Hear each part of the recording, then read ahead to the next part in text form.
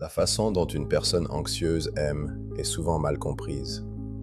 De l'extérieur, on peut penser qu'elle est trop collante ou qu'elle étouffe l'autre. Pourtant, ce qu'on ne voit pas, c'est la lutte intérieure qu'elle mène à chaque interaction, chaque message qu'elle envoie.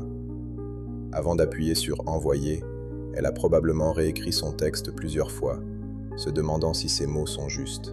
Une fois le message envoyé, elle attend avec une tension palpable, persuadée que la réponse de l'autre peut changer la donne.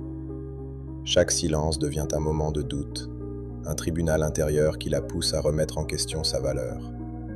Elle se souvient de chaque regard, de chaque mot échangé, cherchant des indices sur l'état de la relation. Même si elle sait que ses pensées peuvent être excessives, la peur de l'abandon prend souvent le dessus.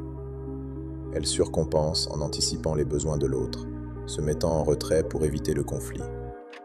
En public, elle affiche un sourire et semble gérer la situation, mais en privé, la réalité est tout autre. Les tensions physiques, comme un ventre noué ou une mâchoire crispée, sont des signes de son anxiété. Elle lutte pour trouver le sommeil, épuisée par le poids de ses émotions. Quand elle décide de partir, ce n'est pas impulsif. C'est le résultat d'une fatigue accumulée, d'une énergie épuisée.